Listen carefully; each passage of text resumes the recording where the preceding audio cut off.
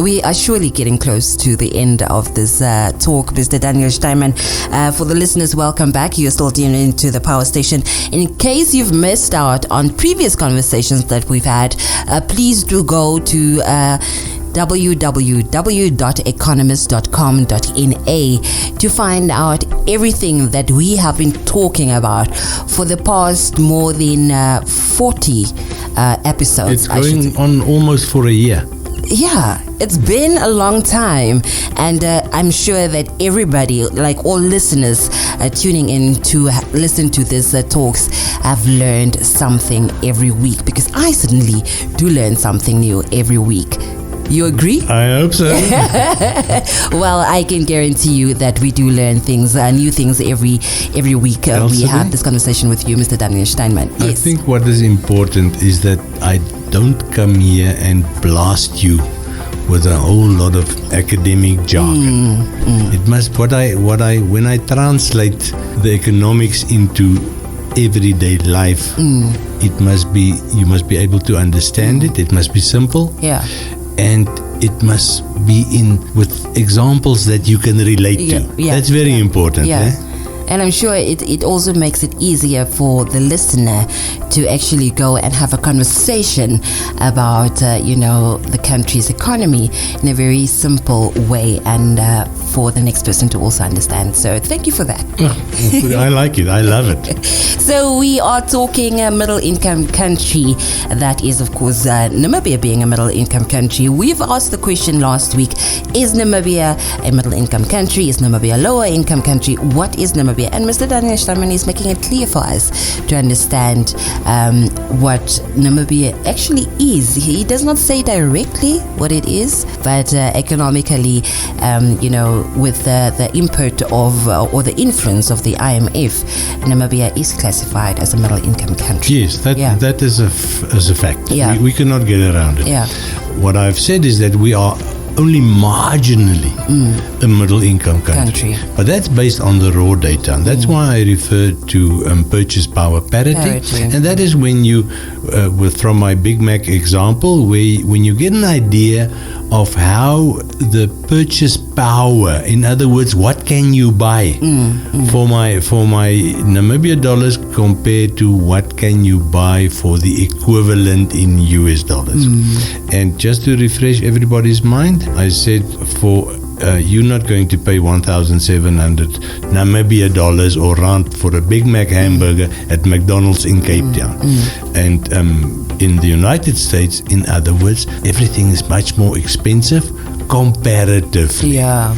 You see, because of the high purchase power of the US dollar.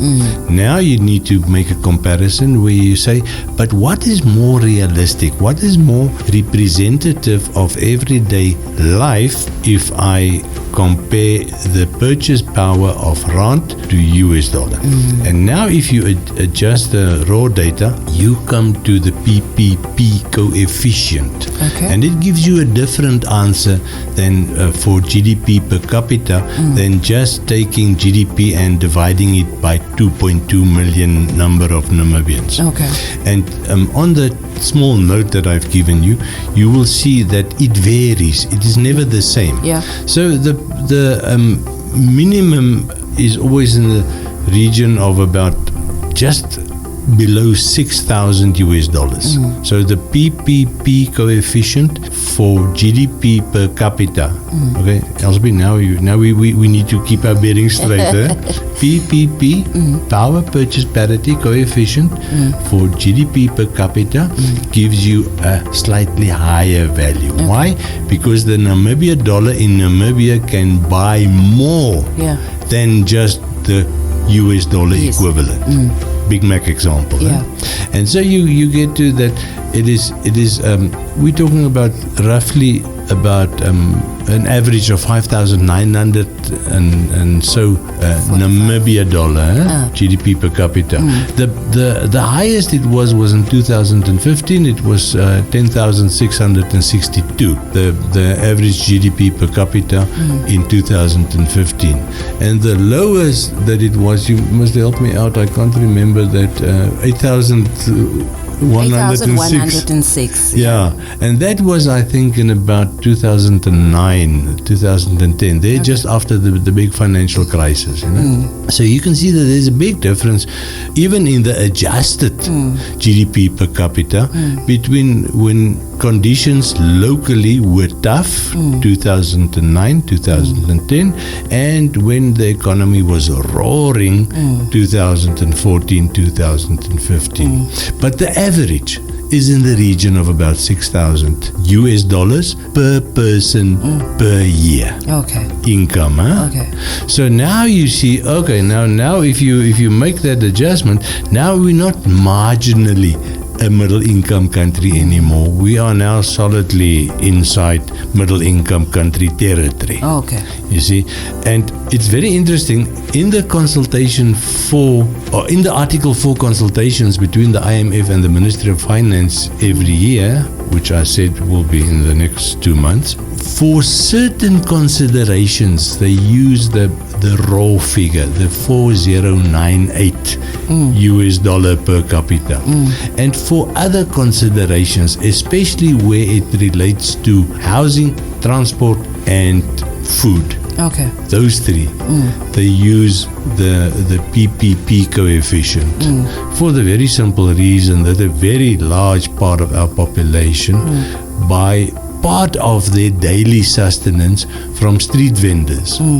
And I mean, I'm very fond of the girls in my riverbed close to my house because you get the best quality fruit and veg there at absolutely ridiculous prices, you know. Nowhere else in Windhoek can I go and buy 6 fresh oranges for $10. You know, so I love to go there, but you can immediately see if you were to use prices in the informal economy that the PPP coefficient will be even higher. You know, so that's the reason why they look with one eye at what does the adjusted statistic tells us and what does the raw statistic tells us. Okay. In an effort to make a reasonable assumption or an assessment of what is the real value of the Namibian economy. Now, before we say goodbye, we need to quickly look at why has it been, it's almost 30 years, Elsby, you said earlier, the argument is now, it's not now, the argument is there since the time you were born, you know, since very shortly after independence, when we started with the first IMF consultations. Okay.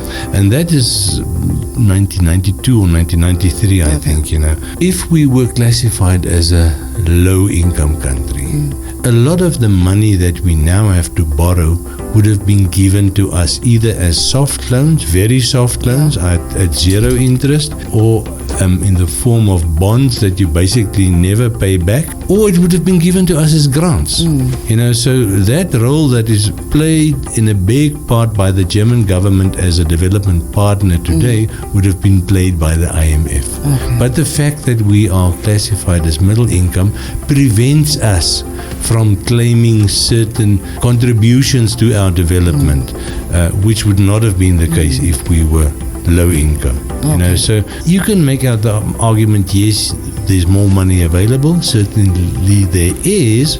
You can also make out the argument, okay, but if you are a low-income country, you are only eligible for certain types of grant funding. You know, and you can't, you don't have a good credit rating. You can't go and borrow money the way we do. You see, so what I'm trying to say is there are two sides of the coin.